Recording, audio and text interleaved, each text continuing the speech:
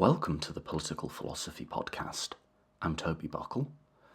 One debate I've covered extensively on this podcast is if we should think about power relations, about domination, exclusion and democracy, not just in the government, but in the workplace. Guests like Philip Pettit and Elizabeth Anderson have made the case forcefully that we should, and I devoted a few chapters of my What is Freedom book to this, as I think it's a big part of understanding freedom in the modern world, precisely because I think it's the time most people have felt its absence, have had the felt emotional experience of lacking freedom. One thing I've not covered specifically, however, is unions, and that seems like a big omission if the world of work is to become more democratic. They will surely be a big part of the story. But what are they? How did they come about? How is the power that they exercise justified? What goods could or should they produce? My guest for this episode is Steven Klein, who is writing a book on just these questions. Steven is a senior lecturer in political theory at King's College London and has written extensively on the democratic welfare state. He was kind enough to let me have a look at some early drafts of his book, and I learnt a lot from that and this conversation about the deep history of unions that I didn't know before. And we also had a really interesting discussion and back and forth on the justification for unions.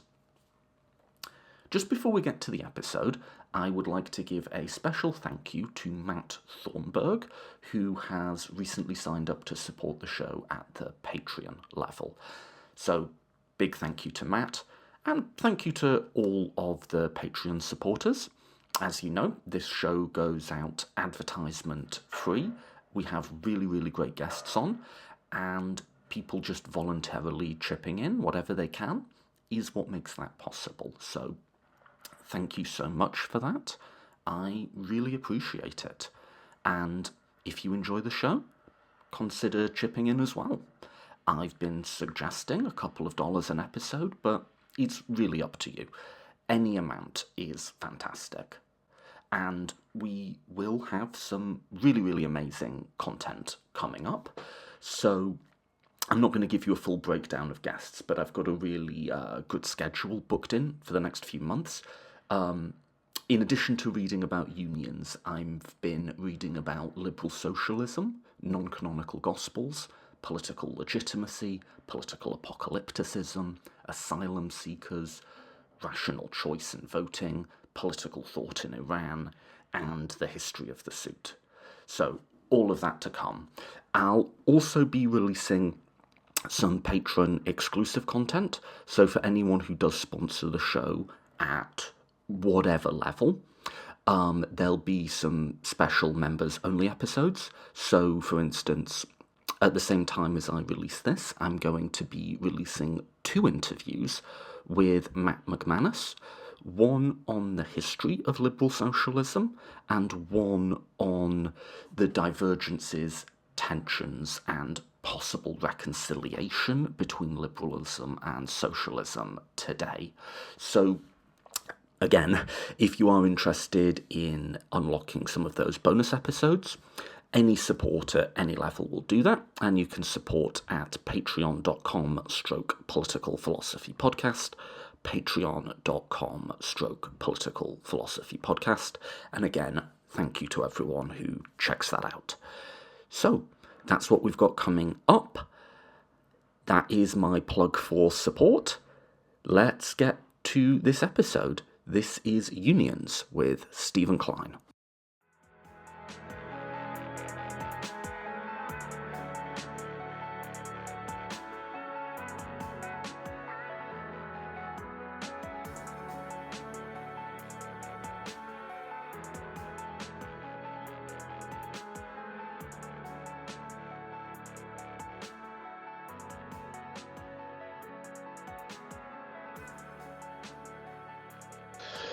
Okay, I am joined today by Professor Steven Klein. Steven, thanks so much for coming on the podcast.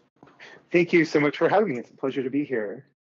So you're currently working on a book on unions, right? Which will presumably be, knowing how academic books go, presumably a little bit of time before this is out.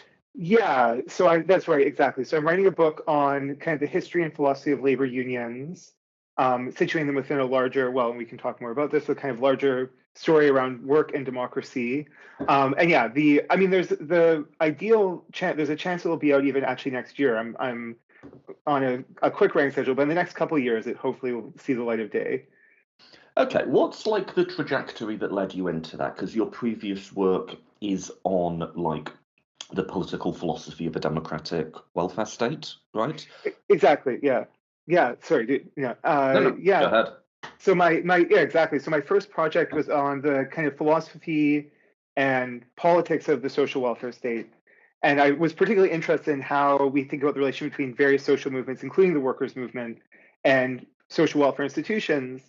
And in general, I'm in broadly speaking, I'm interested in kind of issues in philosophy and political theory that arise at the intersection between capitalist political economy, the state, and then democratic movements of various sorts. And so the welfare state sits exactly at that intersection.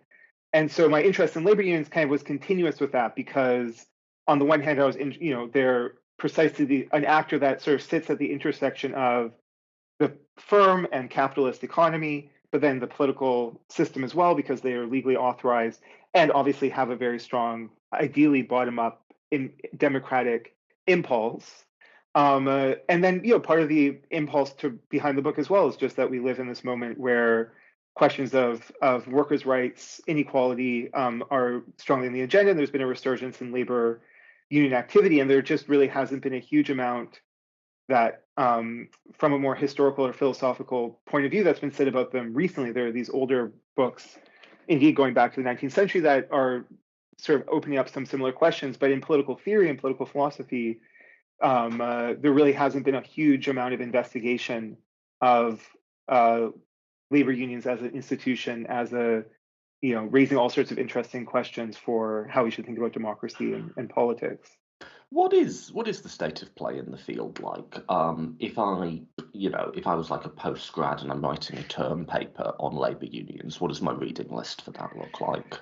Yeah, so it's an interesting question. So there's a political philosopher named Mark Reif who wrote a book on labor unions that essentially looks at whether labor unions would exist in like an ideal society. So say we had a fully just society according to liberal principles. In that context, would there still be grounds for a labor union? So there's a little bit that's been done in kind of liberal political thought, but the thing that I find very odd is, labor unions. I don't know what's it's a little. I kind of say that labor unions almost end up functioning a little bit like education for political theorists. Like we all know they're good, we all know we want it, but no one actually unpacks exactly what they are and how they should ideally function. And so there's a little bit that's been done in liberal political philosophy, and then there's some people coming more out of Marxist traditions like Alex Gurovich, who have written a little bit about strikes and activities associated with labor unions. There's a few essays on sort of labor unions and political equality that people like Martin O'Neill have written, but there hasn't really been like a huge amount of sustained analysis.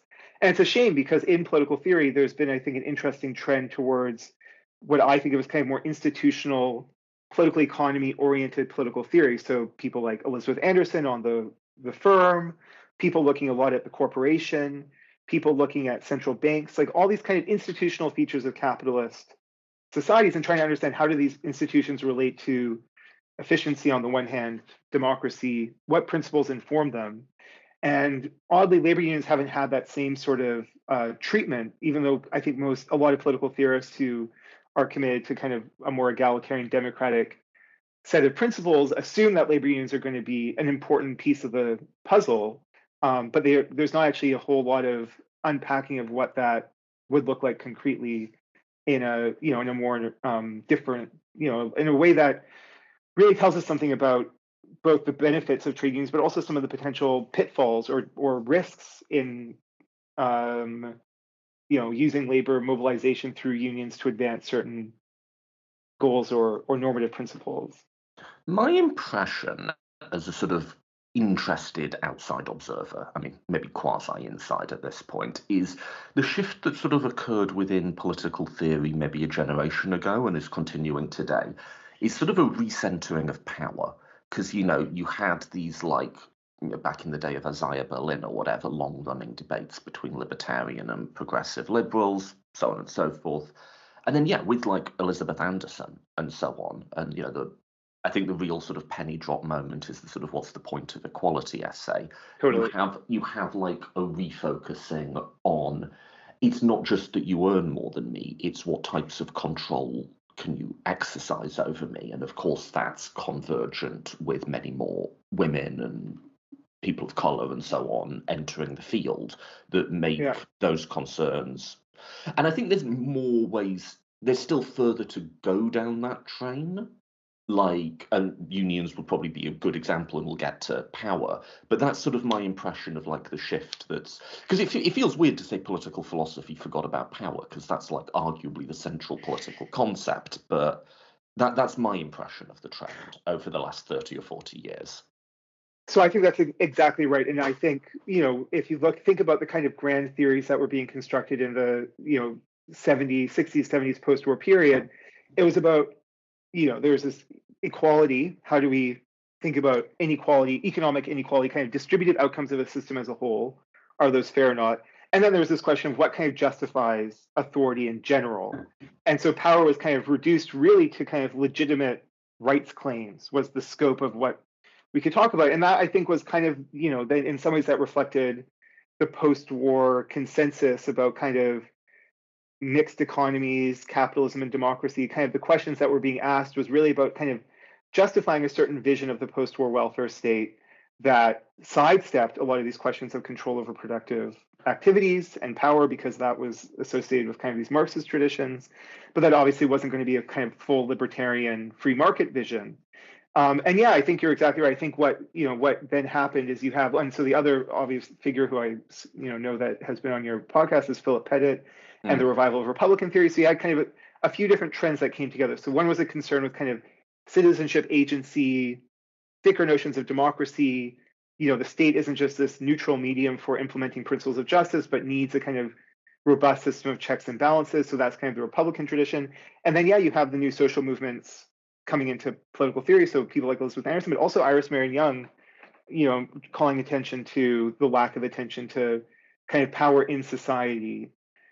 I think what's the newer wave that I see, that I sort of see my work as being part of, is then returning a little bit more to the macro political economy question. So that wave was very much about, group differences, manifestations of power and culture. Capitalism was a problem, but it was sort of fit a little bit awkwardly with some of those concerns, because there's this kind of these macro features of the system that were hard to fit into either paradigm.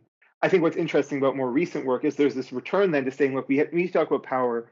We need to talk about the intersection of power and large-scale economic structures and forces. So there's kind of less aversion to that kind of structural analysis of the broad, what is the structure of ownership of the firm? How does that affect kind of the workforce as a whole? So that's almost like a building on those earlier waves, but bringing back into focus. I think that's really a reaction to 2008 and the financial crisis, and a kind of generation of political theorists who came up after that crisis and reoriented their research based on, I mean, that's at least in my case, kind of a reorientation of research to really be like, okay, well, what's actually, capitalism doesn't seem to be doing so well.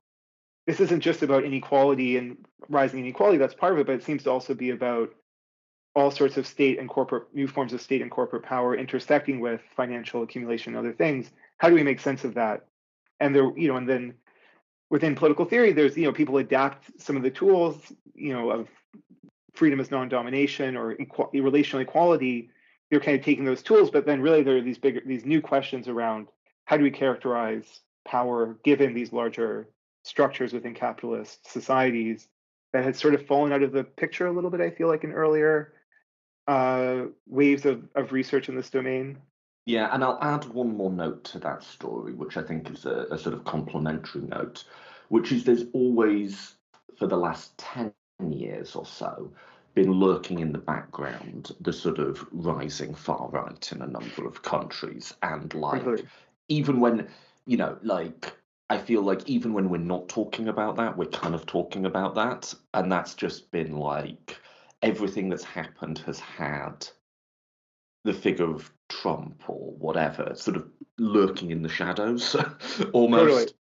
And that for, especially for some of the topics I've been working on, like labor, I mean, that produces a really interesting conjuncture because obviously they're in thinking about, say, the workers and the working class, because obviously a lot of these right-wing populist movements get a lot of, have constituencies amongst historical groups that in people's imagination would have voted, would have voted for the Social Democratic Party, although that's been a trend since the 60s and sort of the divide in, say, American Union voters and, Reagan, Democrats and Union voters voting for Nixon and Reagan and things like that. But certainly ideologically as well, you have people like, was it Orrin Cass and others who are really arguing for this more pro-working class orientation in the Republican Party. And you see similar trends in Europe and UK less so for a whole variety of reasons. But I think both in continental Europe and in the US, you have this, almost effort to steal some of the thunder of leftist kind of political theory, and then left political theorists then trying to also say what would like a more robust progressive answer to some of these issues look like that could, at least in theory, maybe at least recapture some of those constituencies that are drifting towards the more populist right camp. Yeah, I've got another interview today, which I'll probably be taking that one on. But staying with unions, that was a little bit of an intellectual lead-in over the last 40 years. You do a much longer intellectual lead-in from what I've read of your book. We're going all the way back to ancient Athens. Why Yes. did you think that sort of Yeah. Ancient. Yeah. that story was important to bring in? Yeah. I kind of sometimes I say like I'm telling the story of unions from Athens to Uber is kind of sometimes my pitch, or even earlier. I have a little discussion of some of the earliest recorded work disputes in ancient Egypt. Part of what I was interested in, and is part of the larger ambition of the book, is to also tell a story about democracy that centers work and the question of how work makes us vulnerable to various forms of exploitation, oppression, and so on.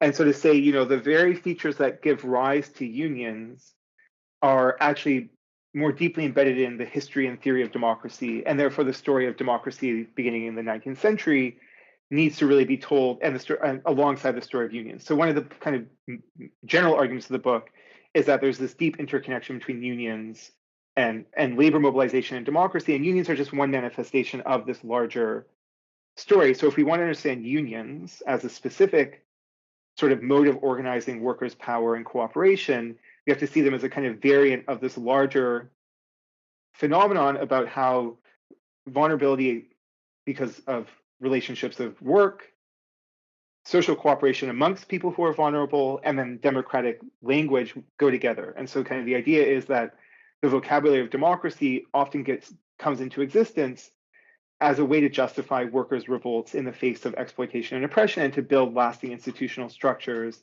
that'll provide some resistance to those forms of oppression and work. And so by going all the way back to Athens and even earlier, we can sort of almost unearth these sets of connections that can sometimes get a little bit harder to see when you just talk about unions, because then you're really focused on one particular way of organizing work in one historical moment, and we sort of see kind of workers' mobilization as really specific to one organization. And just to conclude, that can actually help us then see something about unions today, because obviously one of the big critiques of unions and debates about unions is, well, weren't these just a product of kind of 19th and early 20th century industrial capitalism, where you had a specific set of economic conditions that gave rise to these institutions, and therefore they're kind of they're going to become obsolete in the face of automation or new technological change or new forms of working. And sort of my argument is like, well, if unions were just one manifestation of this larger structural feature of kind of the relationship between work, democracy, and politics, then there's always going to be ways of reinventing those institutional structures in sort of new conditions. So that's one story. So this, and then the second story, though, also, I mean, part of the story I'm interested in is also about the relationship between the political and the economic, right? And so part of the way I tell the story is in pre-capitalist societies, you face problems of workers' exploitation. And what you see is people then pursued either a political strategy or an economic strategy to respond to this. So the political strategy was the polis. We create political institutions and we create citizenship. And the economic strategy was the guild. We create economic modes of self-organization where we can regulate our own economic activities in a kind of hierarchical structure within medieval guilds. And so there's a long discussion of medieval guilds as a solution to this problem.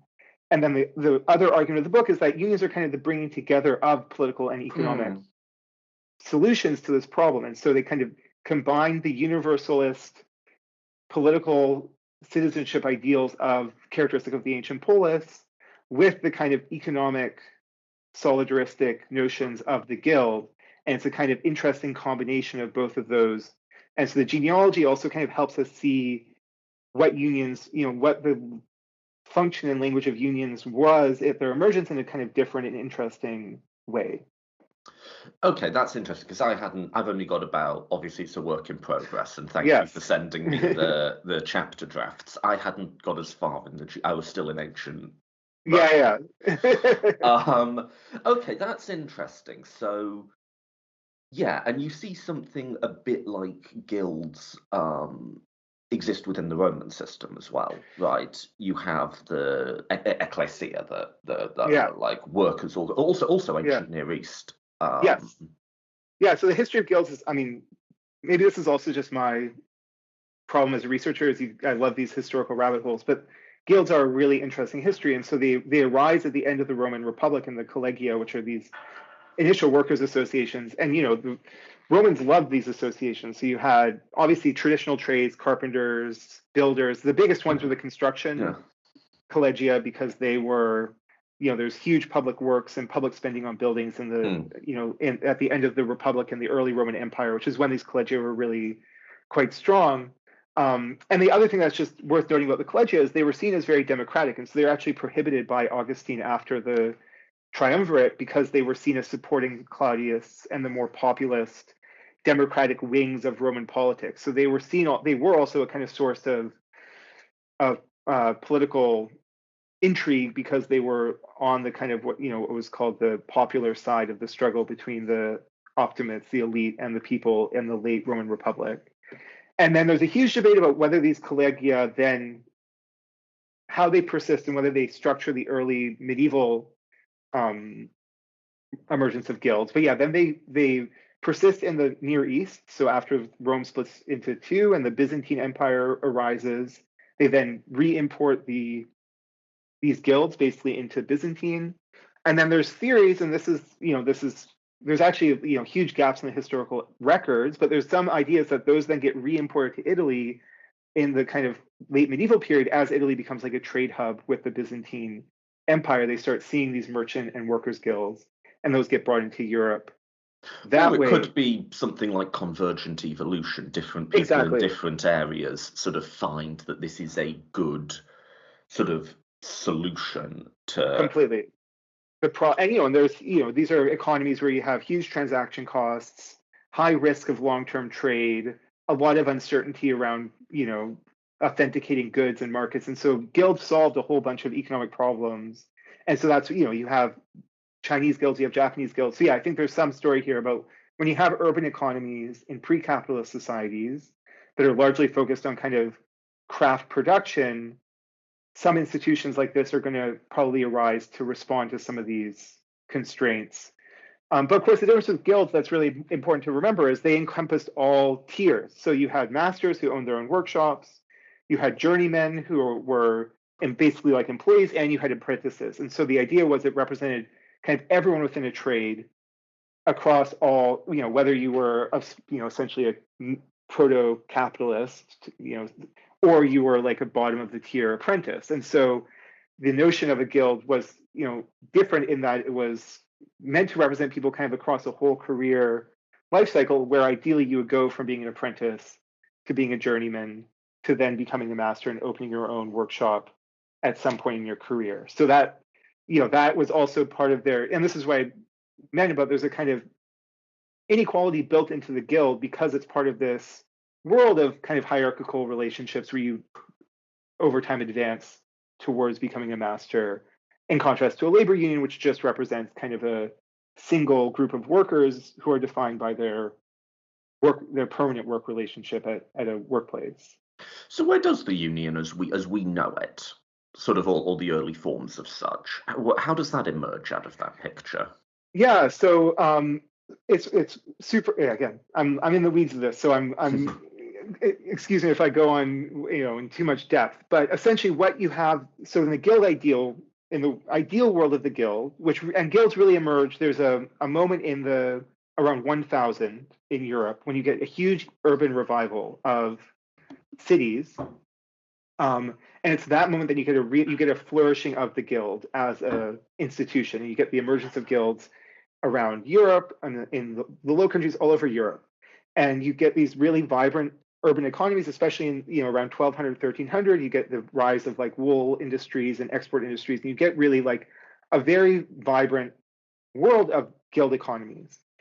But then towards the kind of Renaissance period, by the 1500s, 1600s, and due to a whole bunch of structural changes, the plague and so on, kind of the structure of European economies again changes, and the requirements to become a master become much higher in terms of the scale of production, the scope of what you have to do.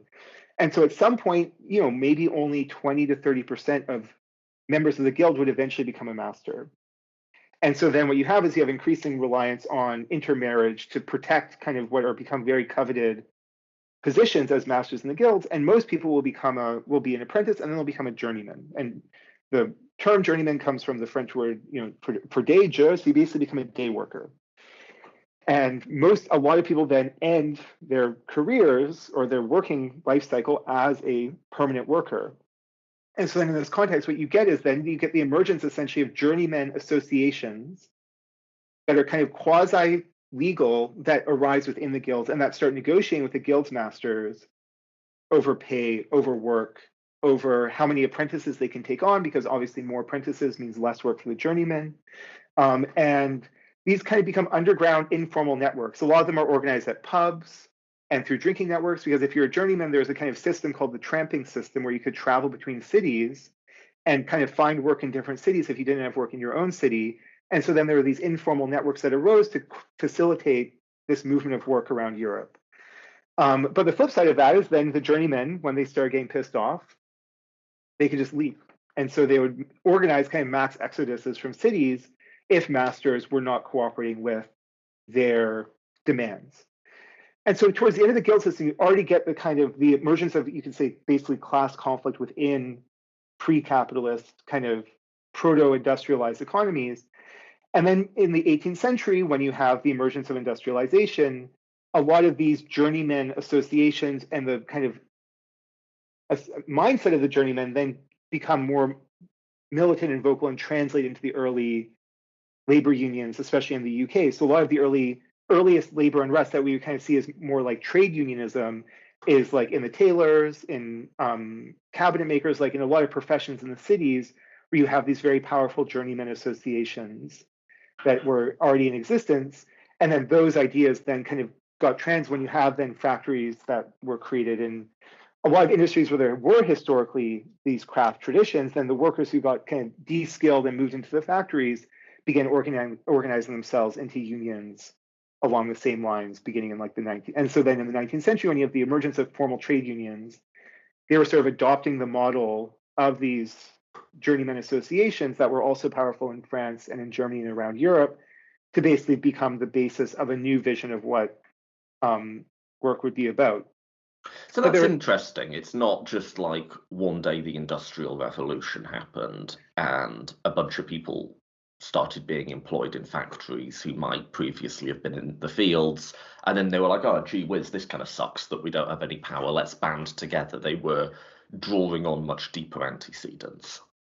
Completely. And, I think in political theory, I'm in real historians, but in political theory, we have these images of kind of the pre-capitalist world with these great chains of being and, highly, it's Aristotelian via Aquinas, and you have all these notions of kind of organic belonging.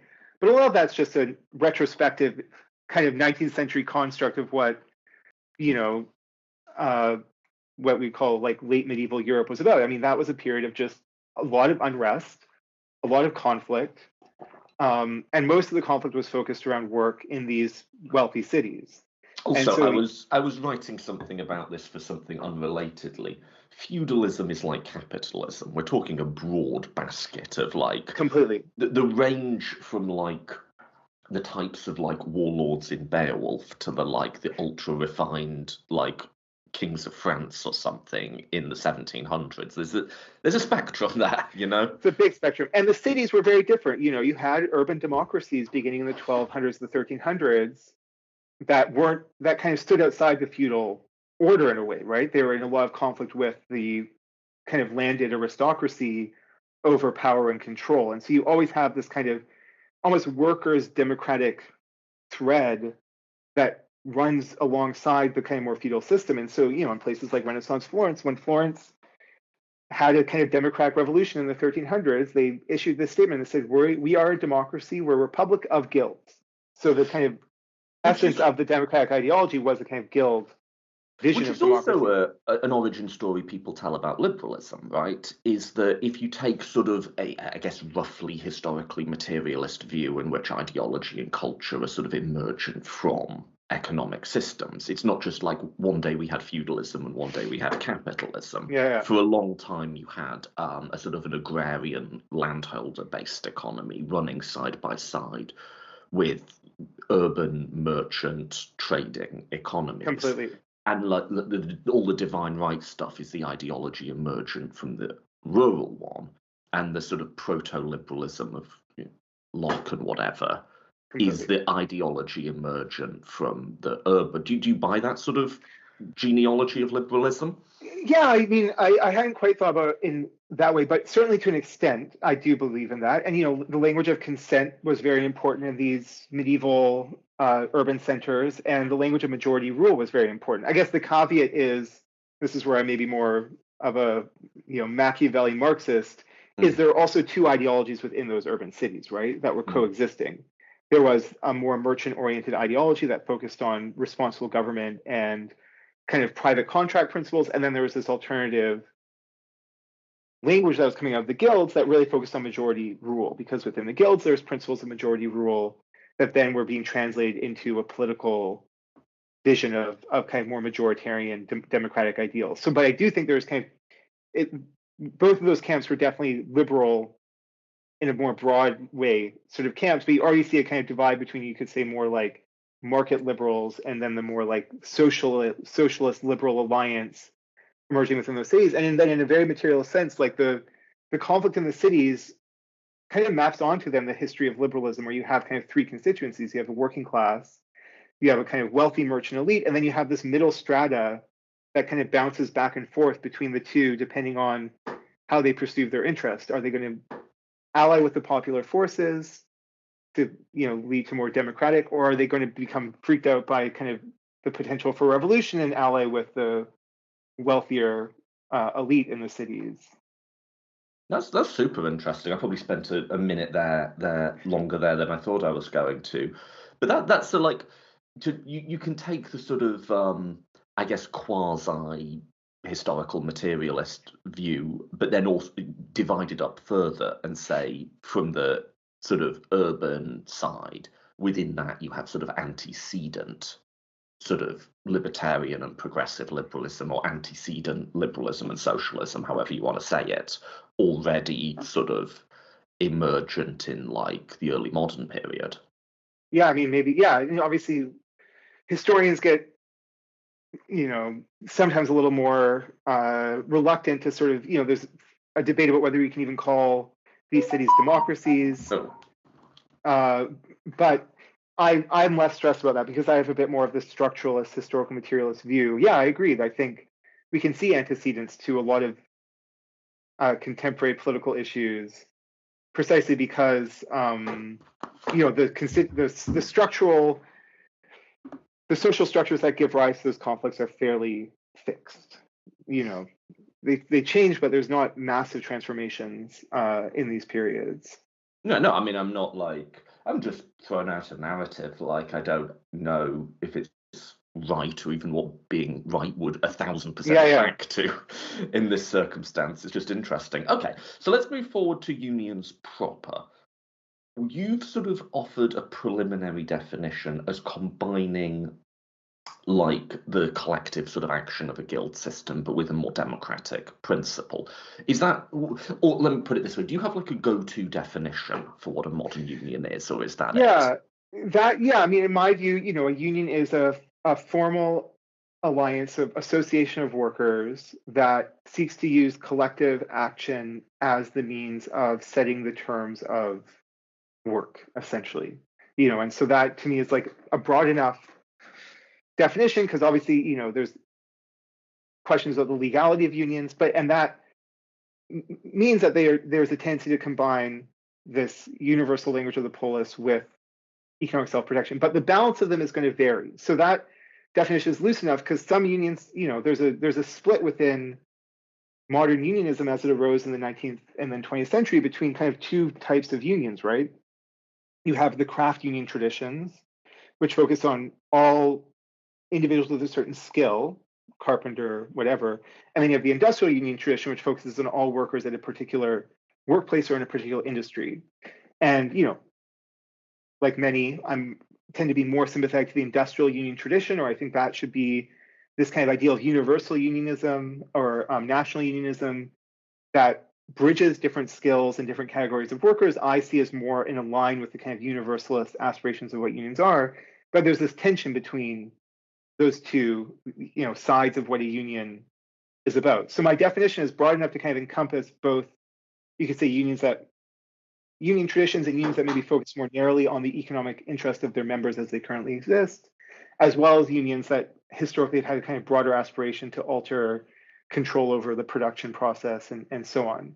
But at the core for me, they're really about voluntary associations amongst workers where they use their capacity for cooperation and their capacity to withdraw their labor as leverage for controlling the terms under which they spend people spend most of their waking hours working, right? It's about the ability to control how that experience goes.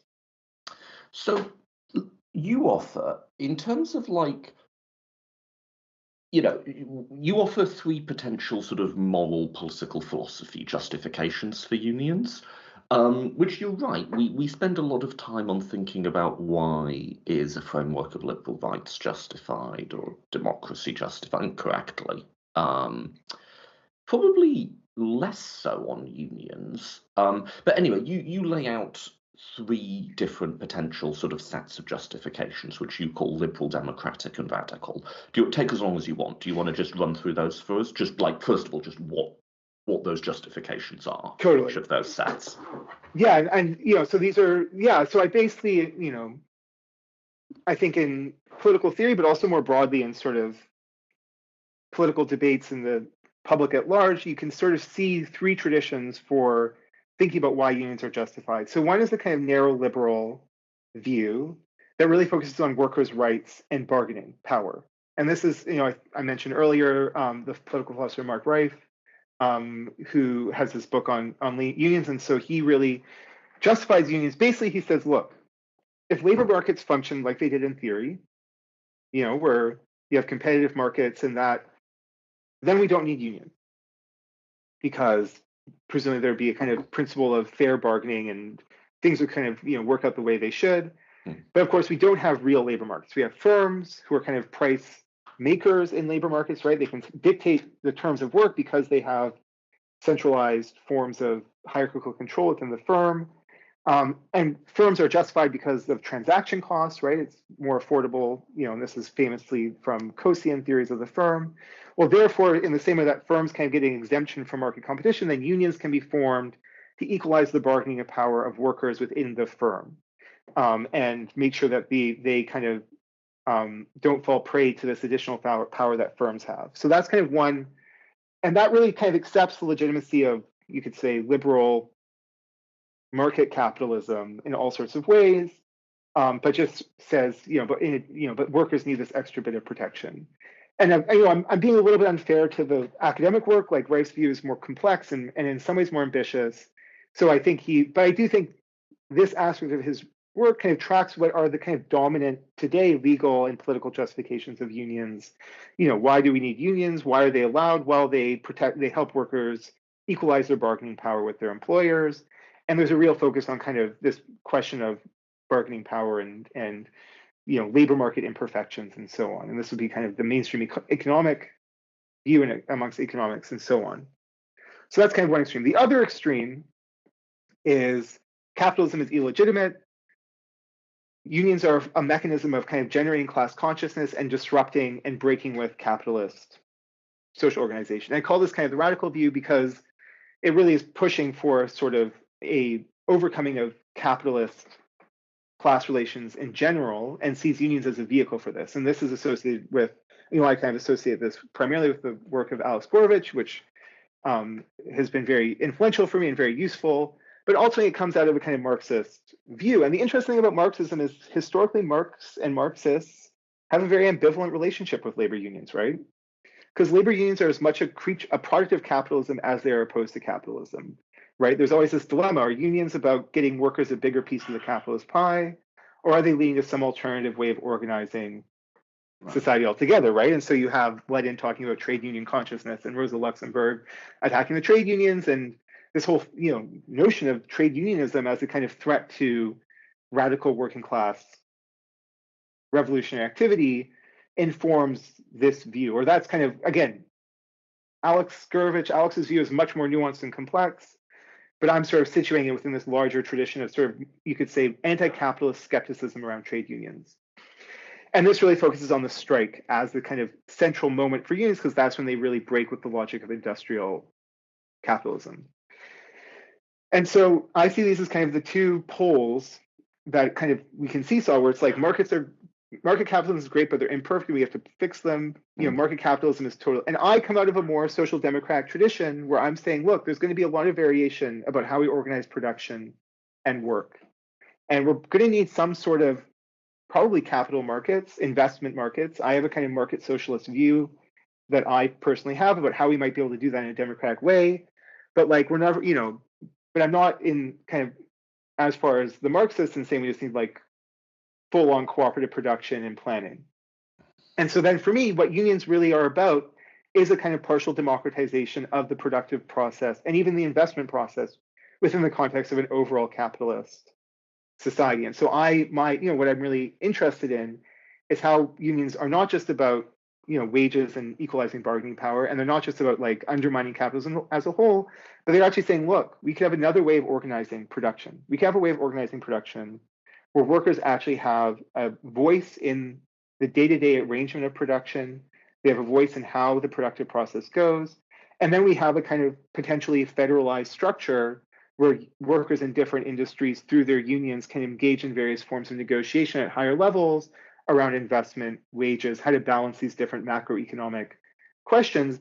And there might be a pretty extensive role for markets in this world, but they'd be markets that are situated within a kind of democratic economic process. And so it's a view that I associate kind of with various forms of kind of more left-wing social democratic thought, with the thought of people like Karl Polanyi, GDH Cole, and guild socialism. It's kind of this effort to think about how can we democratize the economy without having to go to either the extreme of markets versus planning and cooperation all the way. There's some, and this goes back to your point about kind of feudalism versus capitalism, and we use these broad concepts, and then we can have a much more differentiated and kind of nuanced analysis of how production is organized in different ways.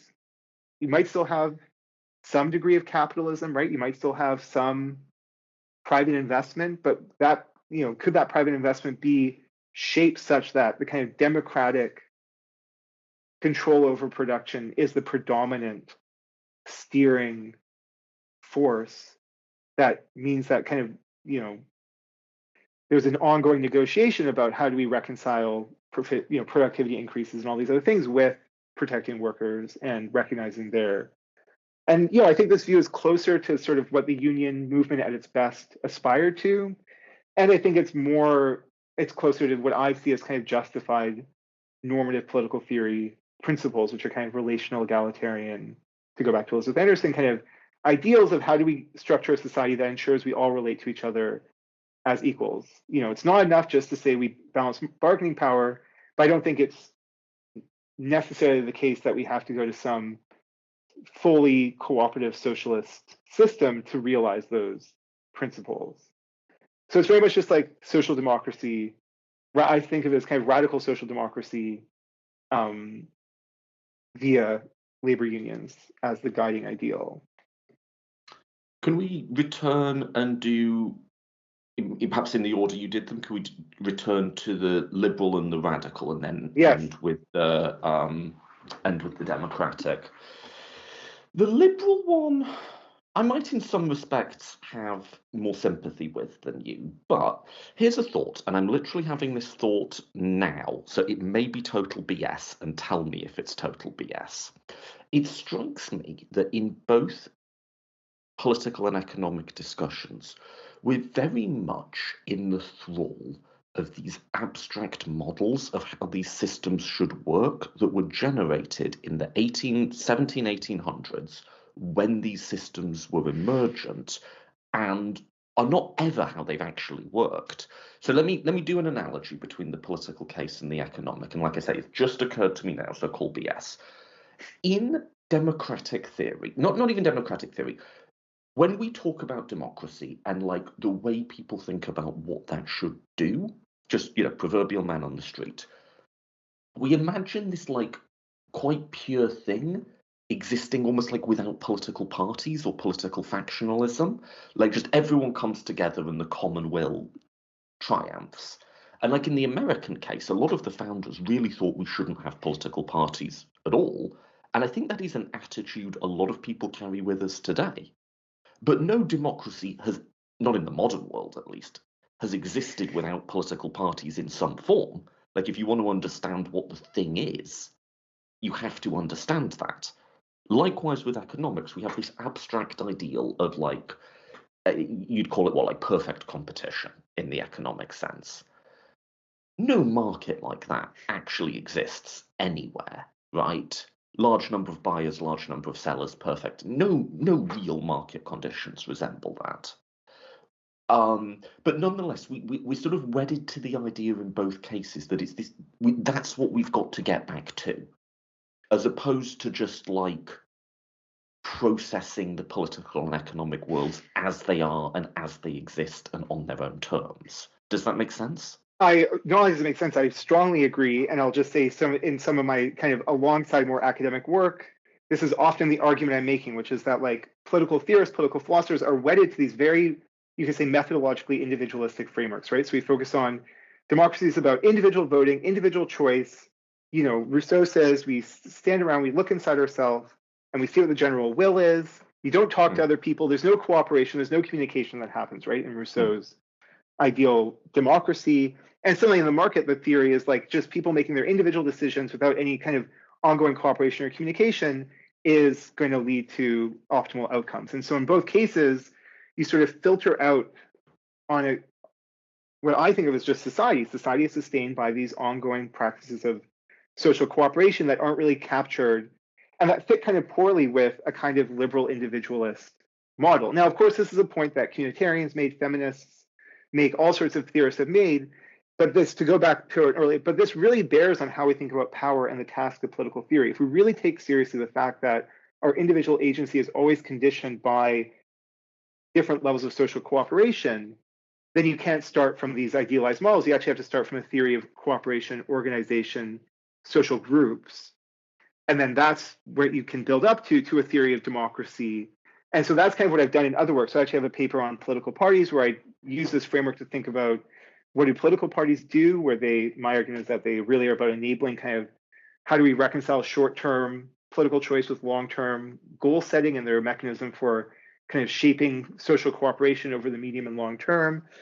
And so I think, I think political theory, because you're exactly right, because of this kind of Enlightenment moment of contractualist liberalism, still has a hard time thinking about groups. And so, as real and as enabling our agency. And again, there are these critiques from various traditions and that to me is the kind of fundamental problem with the liberal view, right? It takes the firm as a product of markets because it says, look, firms only come into existence because of transaction costs. So that was kind of the genius of Robert Coase's theory, was to sort of provide an explanation of how firms can exist within a kind of equilibrium market mindset.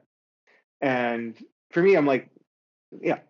I think my point might have been dumber than yours, but I thank you for elevating it. I think my point wasn't even about why they're flawed in terms of are they individual and what's, I guess you could say, what's their social ontology. My point was just like, we should be describing the world. We are always going to be employing abstract models, right? Because the world is more complex than our language can describe. So we're always going to have a simplified narrative or a simplified model. Fine, right? If these sort of individualist atomized parts, if that matched what was going on, that would be the right model, but it just doesn't. And like, you know, I could think of collectivist models that I think don't. So one might be like self-interested states pursue their own self-interest. That's a collectivist model. But in many ways, it often, I think, obviously fails. Precisely because of political parties. Like, you could have something that's Brexit, clearly not in the interests of the state, but might be in the interests of a political party. Totally. You know? And it's not that they're individualist per se, although you might map that through to like, well, obviously people aren't pure individuals and we exist in community. But like, it's that when we were on the threshold of these revolutionary moments, and we felt like in the great democratic revolutions or whatever, we felt like we were birthing a new world, and in many ways we were. We sort of had these ideas about what that world would look like. It's going to be this free market. It's going to be this democracy. And what was emergent wasn't those things. Yeah. But we've never quite let go of the ideal that we thought they were going to be, and just reconciled ourselves to like what they actually are. Totally. Yeah, completely. And so, yeah, it is a certain unreality around, and this again, I mean, this is also my, the kind of focus on inequality at a broad level in political theory. It's also kind of just not dealing with the reality of how economies actually work, how the world actually works. And, I think political theorists just need to be much more engaged with history, sociology, political science and be more inferential, like more taking empirical research and then trying to infer what sort of normative principles arise from these domains, what are the real dilemmas that exist within them, start at much more kind of the, at the empirical level, and then work backwards a little bit. Now that has its own pitfalls, which we could talk about, but I do think it's much, it can give us a lot more traction on what's happening right now than just trying to hold on to these older abstract models. And because then what you get is you kind of just are like, well, the reason the world's going wrong is because people are idiots. They don't understand markets, or they don't understand, whatever it might be. Don't get me wrong, that's often very true, but it's not the only reason the world's going wrong. Exactly. And at some point you have to sort of say, well, if, your models never realize because people are always idiots, at some point you have to start asking yourself, like, are they wrong or is the model wrong? There comes a point at which it's like, I always am reminded of this line that Williams uses, Bernard Williams, where he sort of says, at some point, don't you think Socrates might have started to wonder if every Athenian is wrong and he holds this view? Isn't there a moment maybe where he needed to start wondering, like, maybe I'm in the wrong in this like just in terms of like good epistemic practices, right? And you do get this risk of like, you hold on to these. Yeah, I think people held on to these ideal theories, and they, and again, it's also changing conditions, right? Like, I think genuinely, if you're an 18th century revolutionary, political parties didn't really factor into your thinking in certain ways. And then, but society gets more complex and our theories also need to keep up with those changes. So I just completely agree.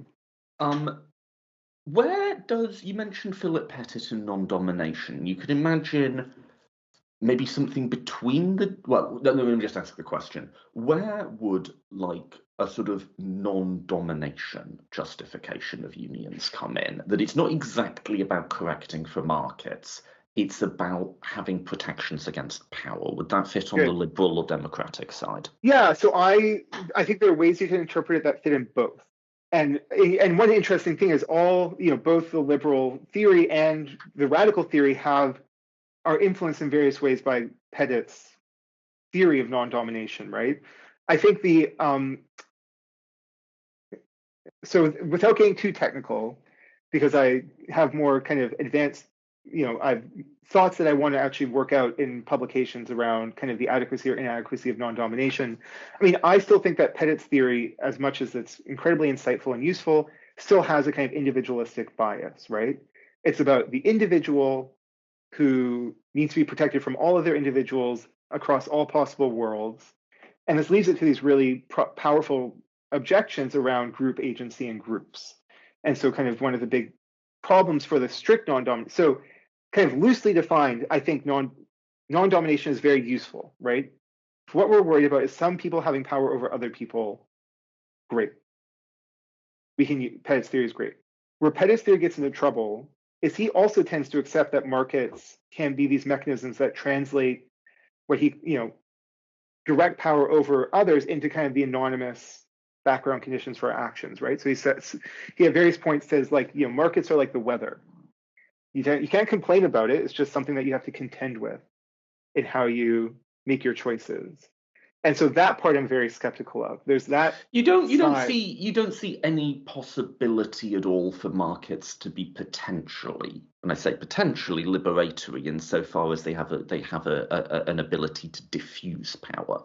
I mean, I said I don't think I don't think perfect competition has existed anywhere, but you certainly have competitive markets. You certainly have individual tradesmen who have many customers and many suppliers, and there's power relations there.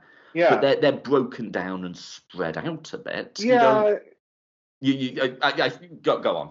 Yeah, I don't know. It's interesting. I mean, I maybe I need to think about this more about kind of because I'm not against markets, but I guess it's weird. Like I just don't know that they necessarily resolve the most challenging power relations of so it's the right to exit, right? So the idea is you have a right to exit relations if you're in a market context.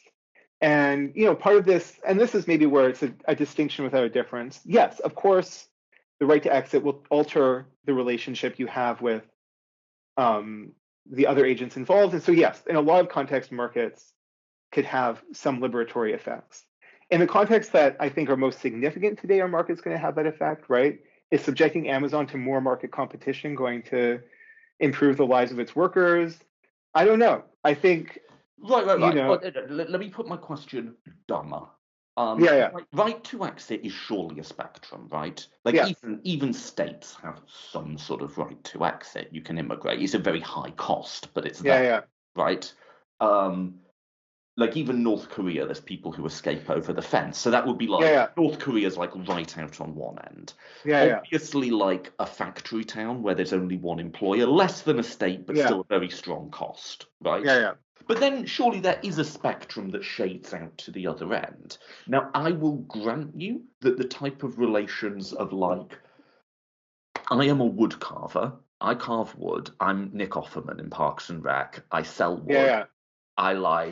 If I don't want to do business with you, I don't have to, right? Like, there's still some sort of cost in that if I didn't sell at all, I wouldn't have a living. But it's so much more diffuse than the middle or certainly the end. And in that sense, now I will fully grant what I'm describing is atypical of modern capitalist economies. But is it like totally not there? No, the challenge. I agree with you. No, you're right. You're right. I hear what you're saying, and I agree. And obviously, workers benefit from having multiple job opportunities. Yeah, the right to exit. I don't want to say there's no value on it. Yeah. And markets can enable it. So I think I would just agree. I think this actually goes back a little bit to our earlier discussion about kind of ideals and reality. It's sort of we have these idealized mechanisms that we can come up with: the right to exit, the right to vote, the right to enter a market, the right to employment. All these things are kind of principles.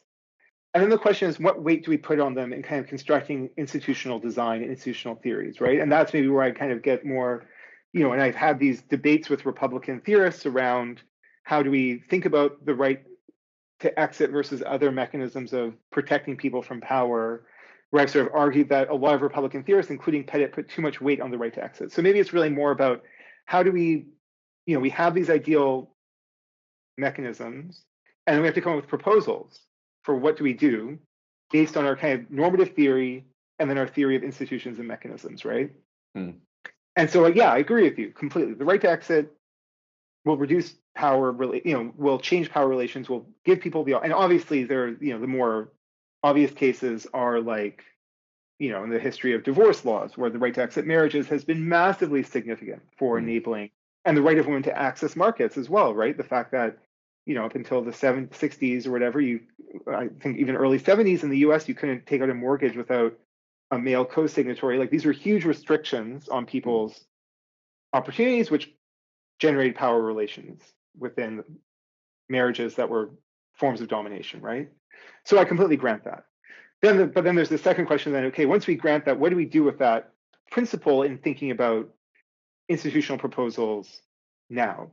And so I think my argument has more been with the tendency of people like Pitt and other Republicans to be quite complacent around, how our market's actually institutionally structured by organizations that they coexist with. And there's a kind of tendency to downplay the role of these organizations and really play up the role of markets, which goes back to this kind of 18th, 19th century, citizen Republican small merchant view of the world that a lot of Republican theory comes from, right? It's the ideology of kind of small business owners in the 18th century, 19th century.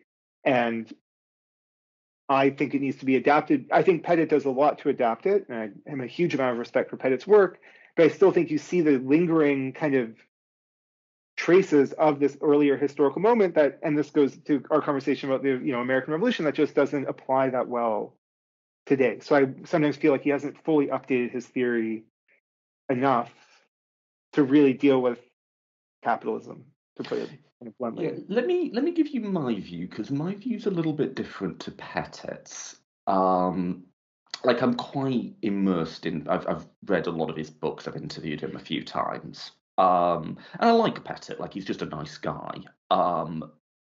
Which I don't know if that should make you more sympathetic to someone's philosophy, but it does. Here's my view. I think the Republican conception of freedom is more radical than, even Pettit is saying this is more radical than it at first sounds.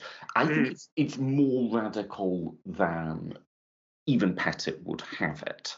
I think, okay, so to sort of just skip to the punchline of my analysis.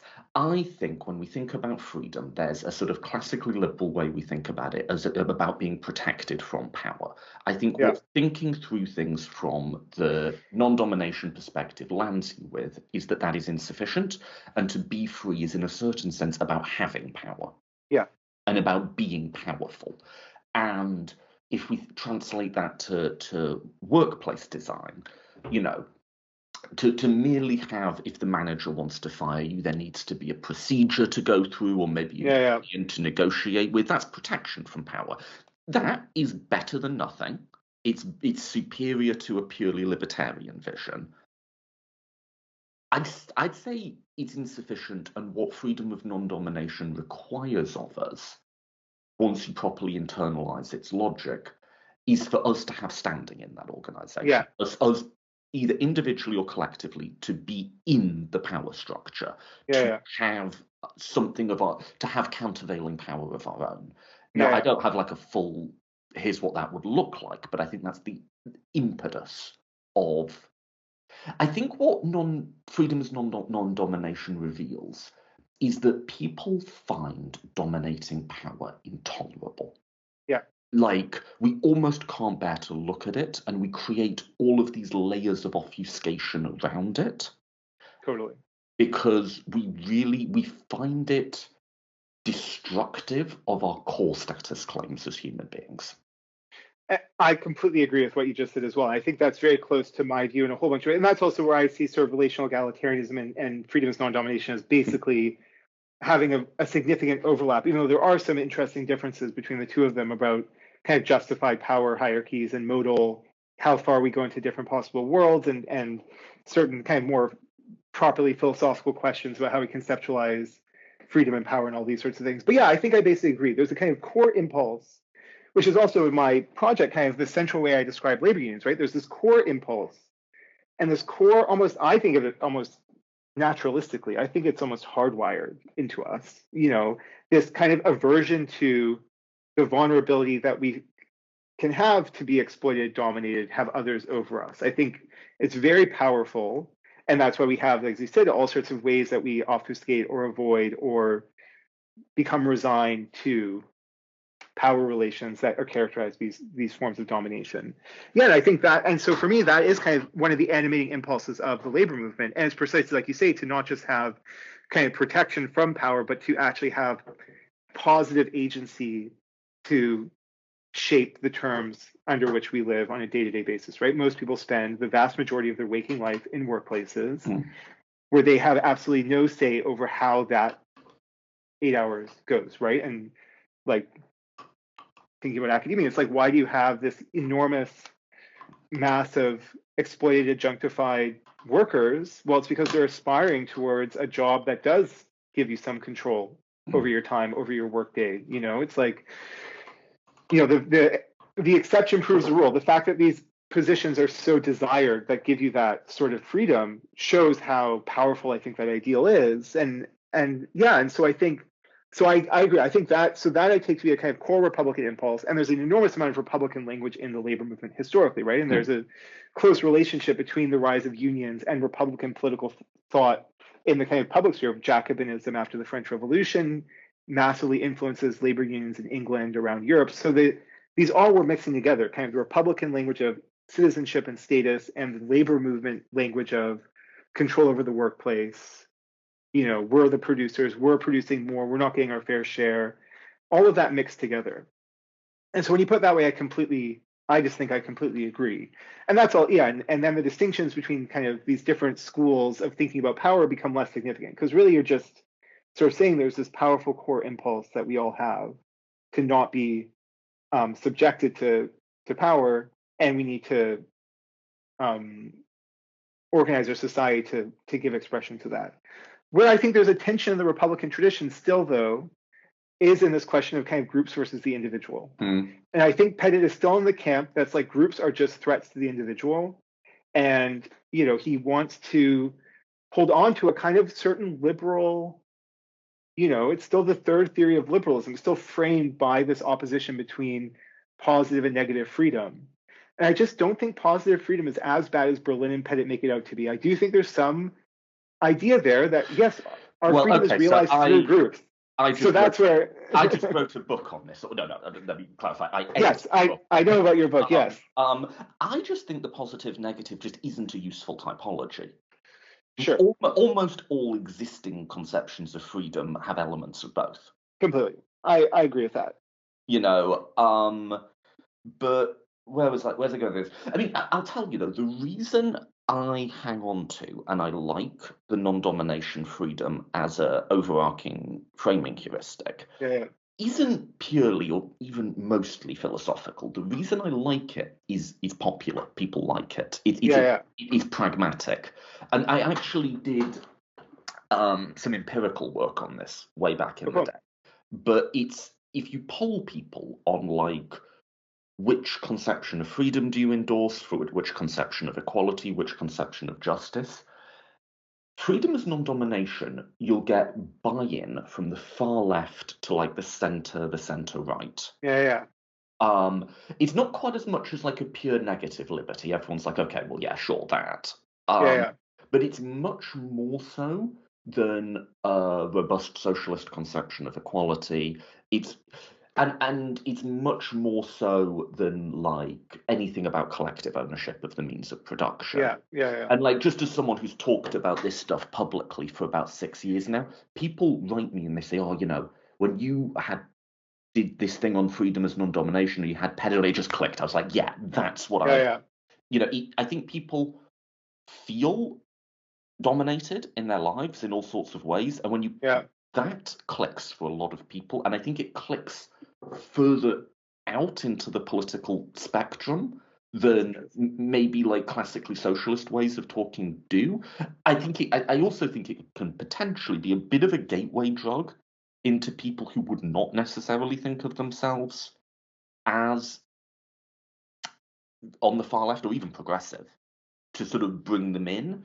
So like, and I mean, I guess I'd put like the question would be then, one, I mean, you could disagree if you think that is the most popular framing device. I'm connecting together limited data points there, but also like, how do you reconcile the like what we think is philosophically well grounded with what we think will like what could we put before an electorate, because there's no law of nature that says those will be the same thing.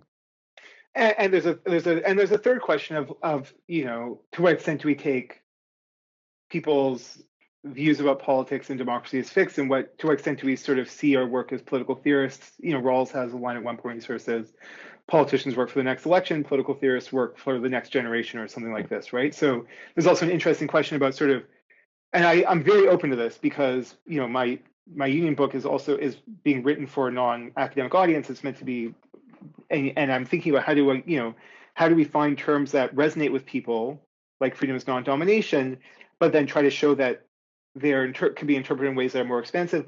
Or, and this is often what I see myself, how do we take terms that maybe aren't as current now from the democratic political tradition and socialist tradition that could be also orienting concepts, and so that could shift what is seen as possible or permissible. So yeah, I think I buy that as a kind of, there's something that powerfully resonates with people around that language, but then it might be a bit underdetermined, that resonance, right? And then there's a kind of second question of, so how do we take that how do we take the fact that this language resonates with their experience and then shape that into a kind of, I would say, more ideological political project that, again, it's not about winning an election, but it's about kind of shaping what's seen as possible or desirable over a kind of long term sweep. And I think there's a balance there that needs to be struck between taking things that resonate, but then also the worry being that you kind of do a little bit of a status quo biased project where you sort of just say, look, we can take what we already have and we can sort of see that it's pretty close to the ideal and we just need to do a little bit more and then we're good, right? And that, I don't know, I don't have settled views about this, but I think there's very interesting questions that it raises. Here's the critique in my own words, is I think the freedom as non-domination thing, as it exists, certainly as it exists in Quentin Skinner, less so in Pettit, but still to a degree, is kind of quite freestanding, right? Yeah. Like, so Michael Frieden says ideologies have core concepts, adjacent concepts, and then perimeters that connect them to policy. There's like your absolute, what are you trying to do in the world? There's then a sort of range. So unions would be a good example of like an adjacent concept. The goal of what we want in life isn't to be in a union, but it is a way of facilitating core goals, right? Or education or whatever, right? The freedom as non-domination thing kind of just exists as a core. It's like a cluster of concepts that, like, Pettit tries to build it out a bit, but like it's just not as well developed as like the liberal mapping out or the libertarian mapping out. Or the socialist mapping out from a core through to adjacent through to action. It needs, I don't know if this is not what you meant by underdeveloped, but it needs developing. It needs building those stages out, because I think when it just remains abstract, you can have something that clicks with people intuitively, but then what do you do with that without that further system of thought? Can end up being a bit weak and a bit status quo-y. And I mean, look, this is the other critique that is connected to this, which I do share, and this is kind of not my critique, this is a common critique, but like taking the master-slave relationship as the paradigm, right? Where you have a very clear agent on both sides, and it's obvious, it's public, it's overt. To what extent does that map onto a world where it's actually, we're subjected to these very complex global processes? So, when Liz Truss or a Labour government says we want to spend more money and the bond markets hike up interest rates on secondary markets, is that domination? Is that, and so Pettit draws these core distinctions between, I think it's what, videative and invasive hindrances, right? Hindrances where we can identify an agent that's responsible versus hindrances where no agent is responsible. And it just strikes me in a complex, interconnected world, that distinction is always going to be incredibly murky. We're always going to, the boss is always able to say, I don't want to dominate you. We're competing with China. We're competing with factories abroad. We have to do this, right? This isn't me trying to tell you what to do because I like exercising power over you. This is us responding to global market forces and making your life worse. And you feel powerless in both cases.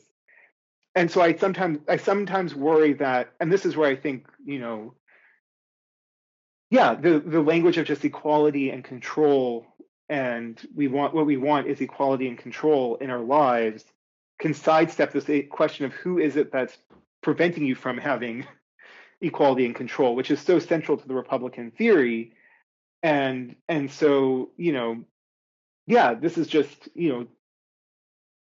maybe it resonates with people very strongly. But then the thing that it's resonating with, the theory needs, there are things in the theory that make it hard to fully cash out what is happening there because it's modeled off of this older pre-capitalist set of social relations, right? Where you have masters and you have servants, and you live in this world of publicly demarcated, clear, socially recognized hierarchies.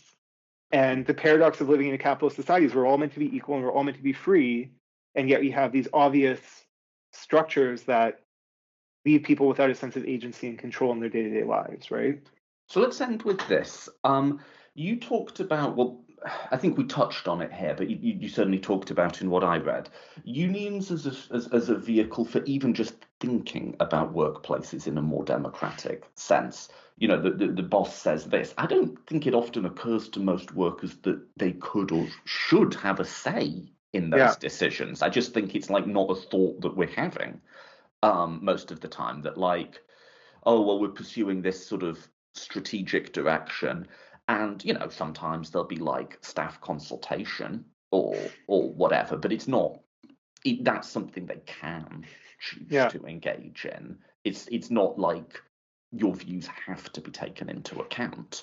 There's no, I think it would strike people as an unbelievably, it's not even a thought that's occurred to them that you might have an election for who the CEO is, Completely. But I mean, let's end with that. Give me a positive vision of what unions can do in that sense, because I am very open to walking down that door. I would love to see companies where you elected the senior management, at least as an experiment, at least as something to think about and try out. But I don't see that in the world today, even at the level of imagination.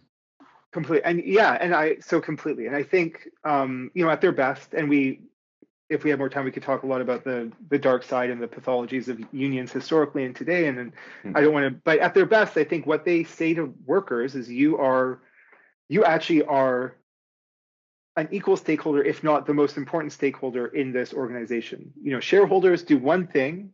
They provide capital that is important for investment, but you are really the one who controls the data. You are running the day-to-day operations of this firm.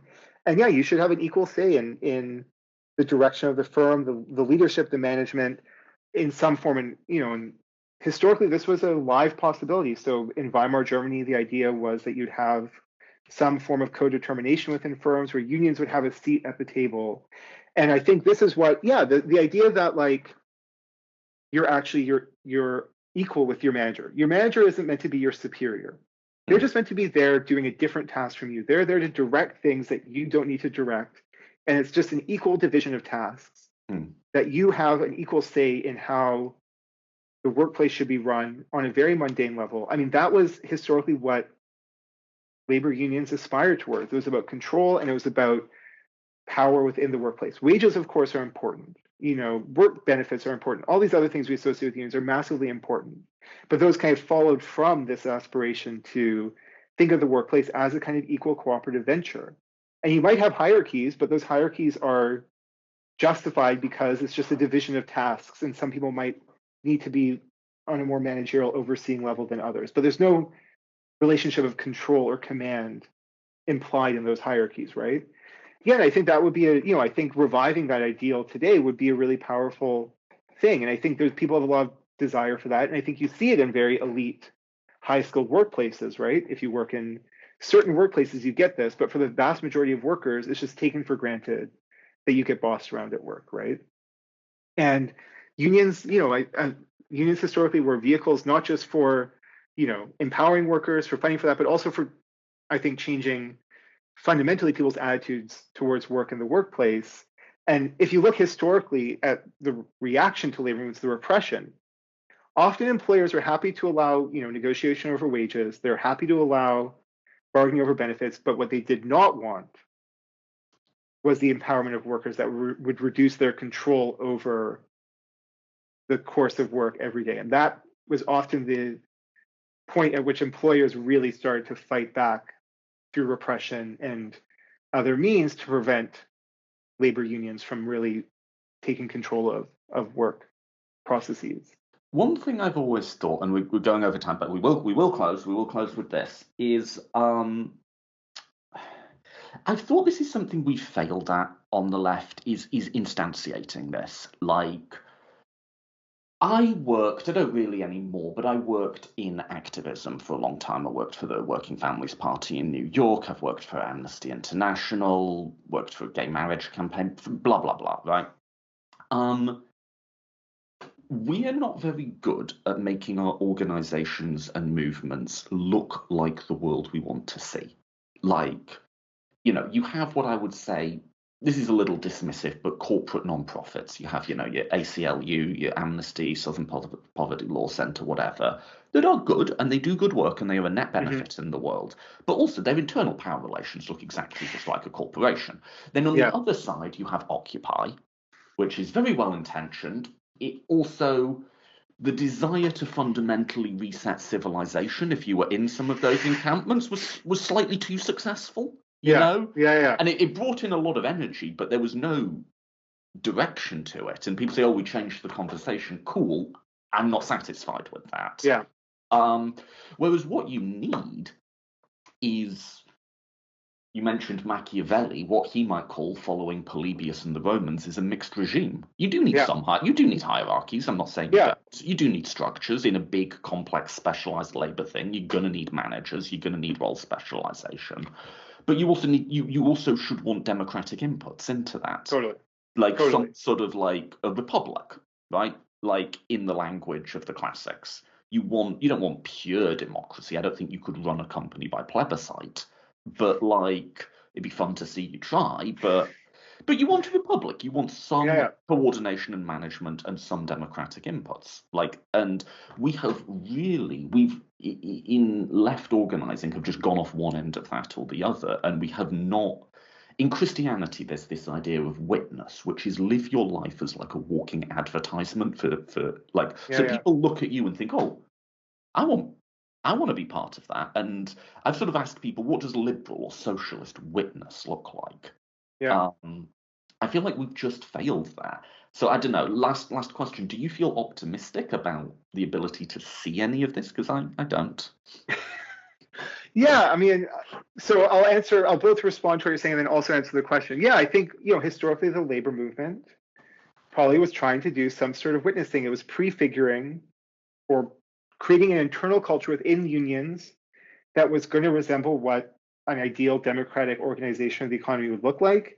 But also there is a recognition that you need leadership, you need hierarchy, you need to fight for, and obviously within the labor movement, as it became more formally institutionalized, then there is ongoing conflict between democratic reform versus, entrenchment of power. All the same problems that face regular democracies are reproduced within labor unions.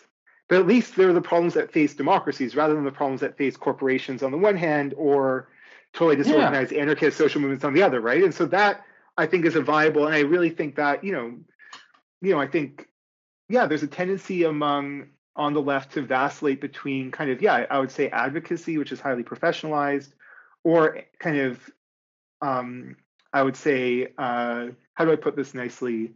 A kind of identity politics oriented anarchist politics, that identity politics, not in the pejorative sense vis-a-vis, historically marginalized identities, but identity politics in the sense that it's coming from a need for a kind of set of cultural values around No, you're participating participation. to express an identity. You're participating to signal something about yourself. Exactly. Yeah. Kind of this exactly. And yeah, I think what historically labor unions created was a kind of identity that built loyalty to a kind of intergenerational project of democratic politics, right? And that's what ideally also democracy should be about.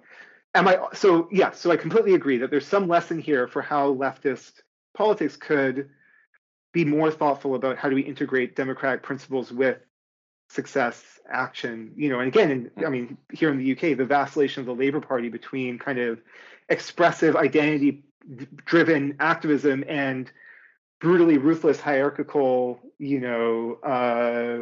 cynicism shows the need for some, middle ground. This vacillation back and forth.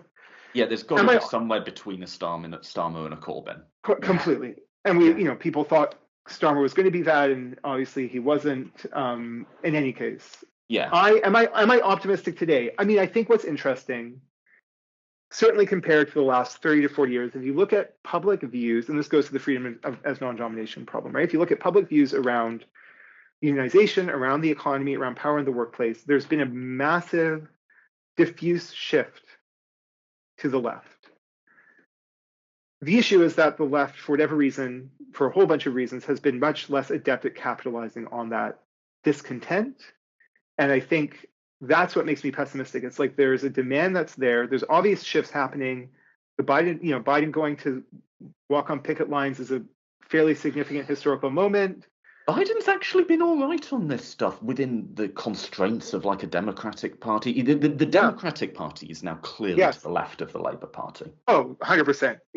And it'll be interesting though. So Starmer, they are meant to be passing this new workers' rights bill, and some of it's being delayed, but some of it is very promising. And obviously in the UK, the conservative regime around Labour action has been incredibly ideologically driven and way out of step. Am I optimistic? So that's yes, partially I'm optimistic in that, there are signs of shifting public opinion, and then partially, and this is part of what I'm interested in the book, capitalism is a global phenomenon, and labor conflict, the most significant labor conflict, is not going to happen in the UK and the global north. Is going to happen in places like China, Africa, Latin America, and so I think there's all these, then there's these really interesting emerging questions around what does labor look like outside of the historical industrial, core, and what are the potential there, and how could there be a kind of back and forth learning process across the world? So am I optimistic? I mean, I think I'm naturally an optimistic person, so yes. Do I have much reason for this? I think the only reason is that there seems to be a public appetite for some conversations. People, and I think one thing I find very heartening is like, there's this whole Gen Z anti-work culture where people, this whole culture of like not caring about work. I feel like as a millennial, which I feel is very positive. I think it's great. As a millennial, I feel like millennials were this weird generation where we really got indoctrinated into the aspirational 90s work culture. I burned myself out in my 20s. High achievement. Then we had to kind of sustain that in the wake of the financial crisis and this kind of fundamental shift in political economy where the idea that your economic prospects are better than your parents was no longer clear. What's interesting now is you have a whole generation that's come up completely after that shift, and they seem to just have a kind of cynicism around work that I think is also very positive in certain ways. So I don't know, I see shifting cultural norms that I think are quite interesting. Whether left organizations can capitalize on that, I think is a really different question. And I think to do that, they need, I think there's this constant issue of kind of reaching out beyond academic left constituencies and figuring out what would it look like to build a more robust democratic public culture focused on these alternative institutions. So the demands there, whether it's going to be met, I think is a question where I'm less optimistic. Cool. Let's end there, because like that's a whole other conversation. Maybe you can come back on when the book's out and we can do like implementation and like global economy And and this workers of the exactly world it. unite and all that stuff. And that stuff I'm still, I think it was good what we focused on because that's where I've been most in my headspace lately. Whereas I'm still need to get more in depth into the non-European Union movement and all this stuff. So I'll have more to say in a little. That was great though. Thank you. No, thank you for coming on. Before we Yeah. close, anywhere the book isn't out yet, but anywhere you'd like listeners to go? Are you Twitter, Blue Sky, anything like that? Any So websites you yeah, want to? I'm people are welcome. Yeah, you can follow me on Twitter, Steven M. Klein. And then I also, my website is stephenmklein.com if you want to find more. I have some articles up there. Most recently I published a short blog post in a blog called Public Ethics called A Democratic Theory of Labor Unions, which people can check out, that summarizes some of the things that we've been discussing today. But yeah, keep your eye on the book. So it's going to be with Alan Lane in the UK and Oxford in the US. And so hopefully in the next year to 2 years, it will see the light of day. Cool. Thank you so much for coming on. Yeah, thank you so much. I appreciate it.